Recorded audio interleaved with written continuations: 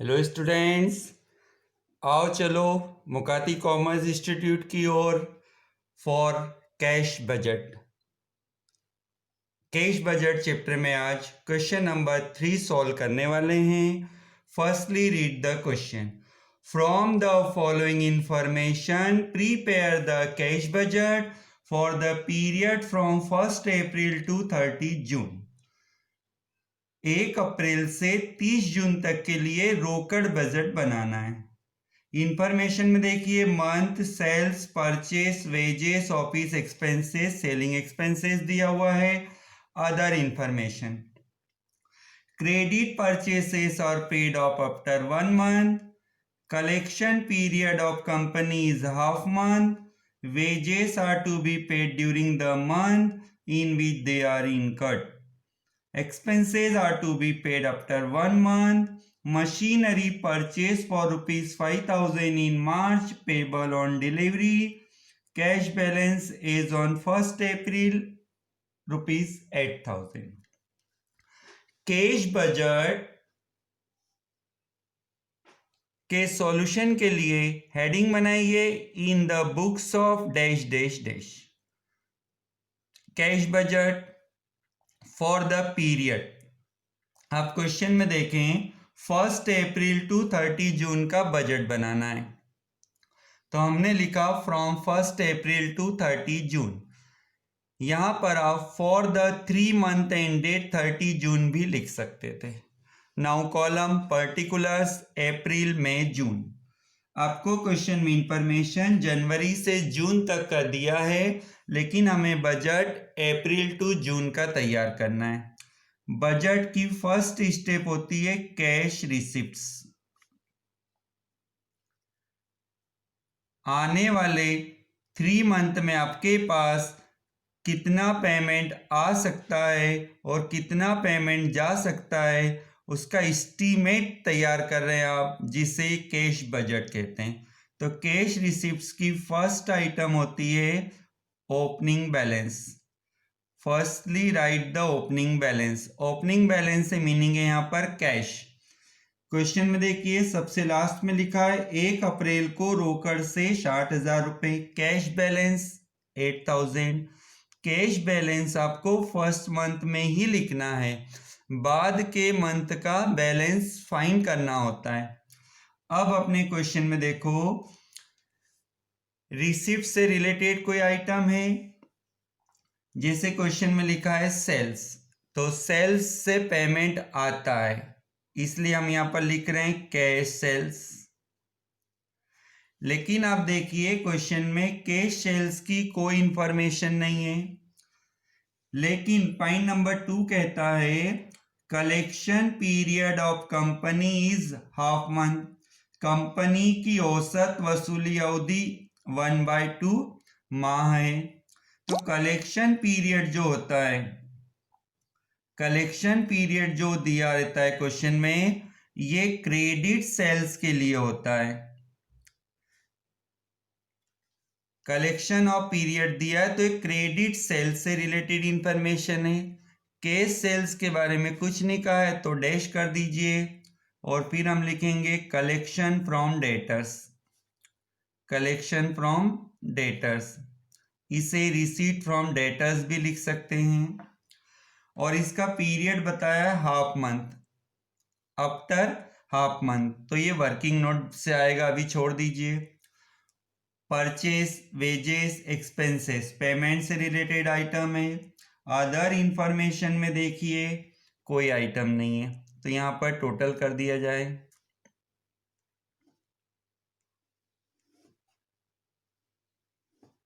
Total. अब heading बनाई जाए B, cash payments.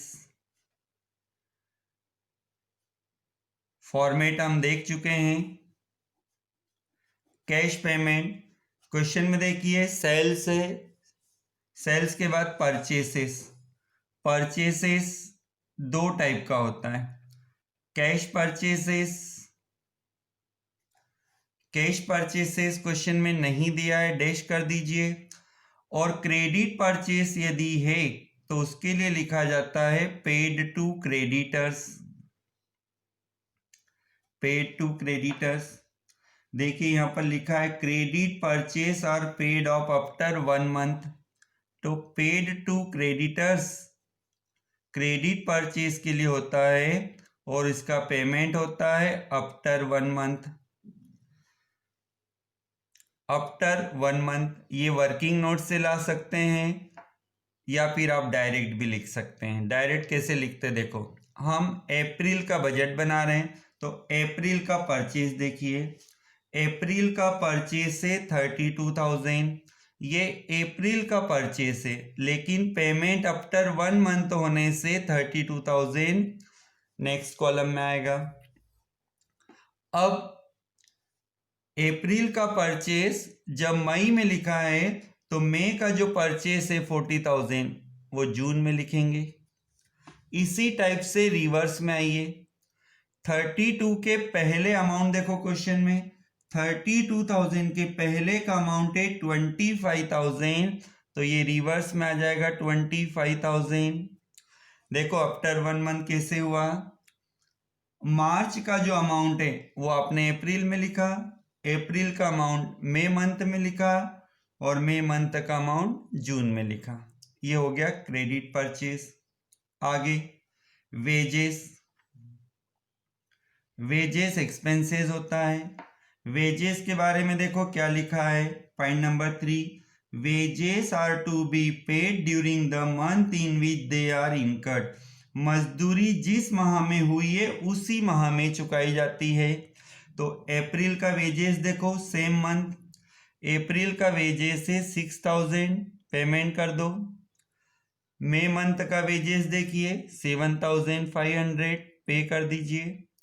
June month में देखो 6,000 वेजेस है तो पे कर दीजिए सेम मंथ।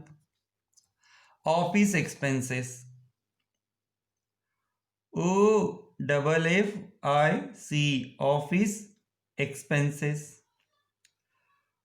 ऑफिस एक्सपेंसेस के बारे में देखो क्या लिखा है, point number 4, expenses are to be paid after 1 month.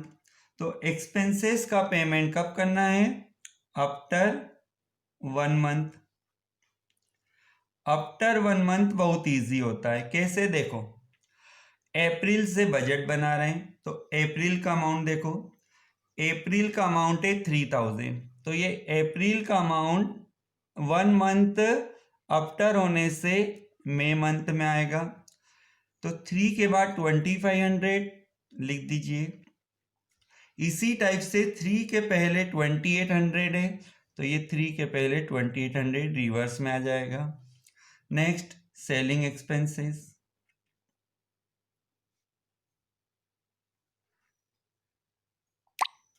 Selling expenses, selling expenses कब पे होता है देखो, सेलिंग एक्सपेंसेस के बारे में देखो क्या लिखा है, expenses are to be paid after 1 month.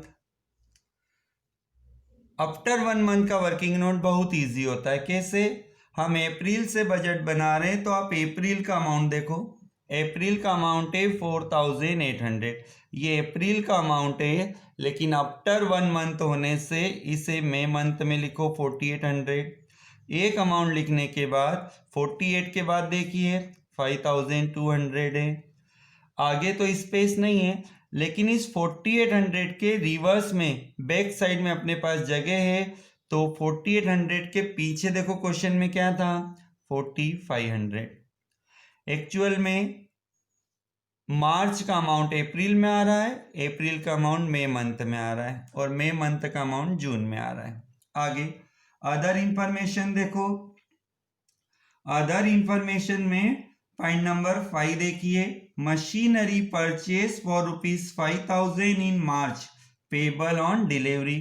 मार्च में मशीन परचेज करना है, purchase of machinery, purchase of machinery.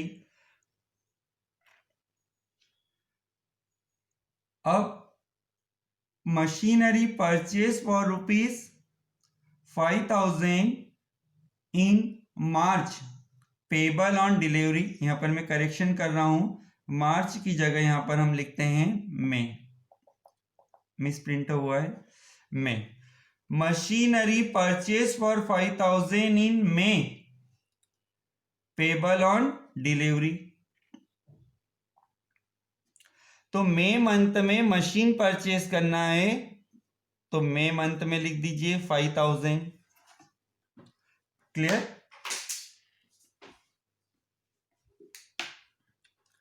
सभी ट्रांजैक्शन हो गए, अब टोटल कर दिया जाए।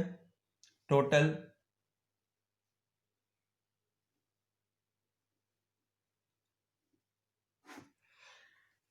आप नहीं लगा सकते, इंफॉर्मेशन अभी हमारे पास इनकम्प्लीट है। अब सी हेडिंग पर आइए। सी हेडिंग को कहा जाता है balance, in bracket A minus B, और अदर ट्रांजैक्शन नहीं होने से इसी को हम कहेंगे क्लोजिंग बैलेंस। अभी एक वर्किंग नोट बनाना होगा हमें। हमारे पास देखिए कलेक्शन फ्रॉम डेटर्स का अमाउंट नहीं है, इसलिए आओ चलो वर्किंग नोट बनाएं। वर्किंग नोट,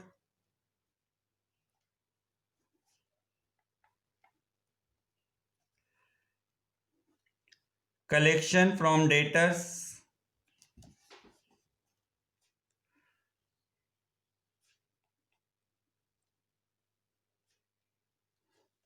वर्किंग नोट जब बनाते हैं तो क्वेश्चन में जितने भी मंथ दिए होते हैं आपको सभी नोट करना है। मंथ में जनवरी, फेब, मार्च, अप्रैल, मई, जून। क्रेडिट सेल्स, क्वेश्चन में कैश के बारे में कुछ नहीं कहा, इसलिए क्रेडिट सेल्स फुल अमाउंट हो गया 60,000, 70,000, 50,000, 64,000, 72,000, 70,000। अब रिसीव्ड,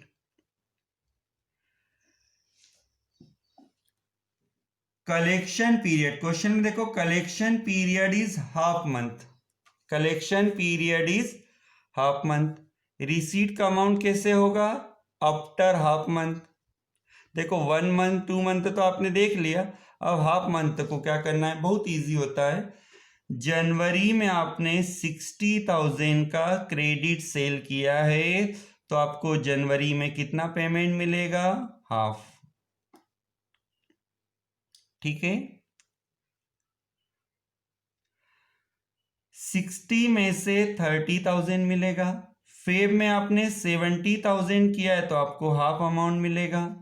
50,000 का हाफ अमाउंट 25,000, 32,000, 36,000, 35,000। तो ये अभी आपको हाफ अमाउंट मिला है। हाफ मंथ का मतलब आधा पेमेंट अभी मिलेगा। अब आप देखिए सभी मंथ का आधा पेमेंट बाकी है। अब ये कैसे मिलेगा? जनवरी में आपने 60,000 का सेल किया है, तो 30,000 हाफ मंथ तो जनवरी में मिलेगा हाफ अमाउंट, और रिमेनिंग हाफ अमाउंट 60 में से 30 मिल चुका है, तो रिमेनिंग 30,000 यहाँ पर मिलेगा। 70 में से 35 मिल चुका है, तो 70 माइनस 35, रिमेनिंग 35 नेक्स्ट मंथ में मिलेगा। 50,000 में से हाफ अमाउंट 25 मिल गया है, अब जो रिमेनिंग बचा हुआ है 50 माइनस 25 वो नेक्स्ट मंथ में मिलेगा। 64 का हाफ 32 मिल चुका है, 32,000 नेक्स्ट मंथ में मिलेगा। 72 में से 36 मिला है, तो बचा हुआ 36 नेक्स्ट मंथ में मिलेगा। और ये 70 का 35 मिल चुका है, आधा अमाउंट नेक्स्ट मंथ में आएगा। तो ये हमारा जो है ये कौन सा मंथ है? करंट। और ये कौन से मंथ में मिल रहा है? नेक्स्ट। दोनों में कितना कितना मिल रहा है? हाफ अमाउंट करंट में ले रहे हैं हम, हाफ अमाउंट नेक्स्ट में ले रहे हैं। अब बजट आप अप्रैल मई जून का बना रहे हैं, तो अप्रैल मई जून का टोटल कर दीजिए। 57,000, 68,000, 71,000।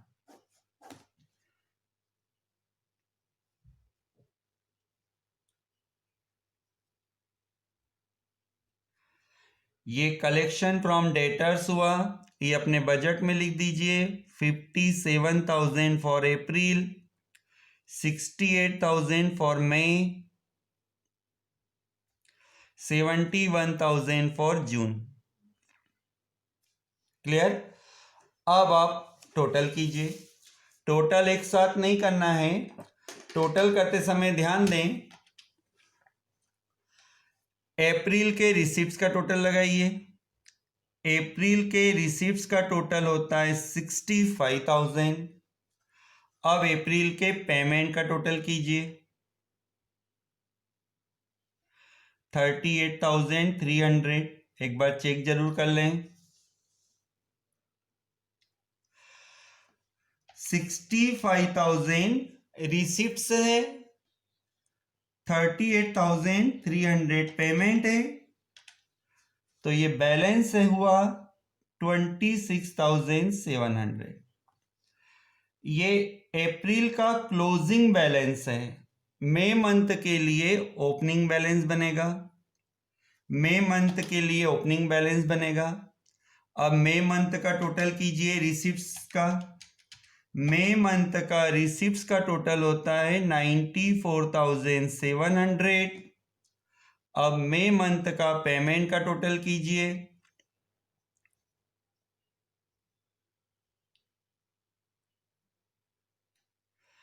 52,300।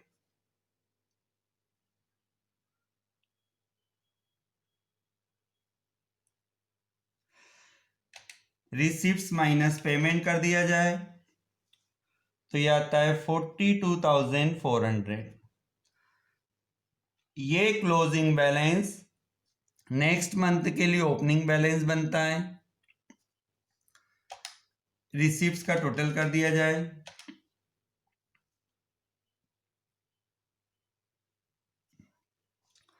पेमेंट का टोटल कीजिए। 53,700। रिसिप्ट्स है 113,400, पेमेंट है 53,700, तो बैलेंस होता है 59,700। 113,400 माइनस 53,700, तो ये बैलेंस होता है 59,700। क्लियर?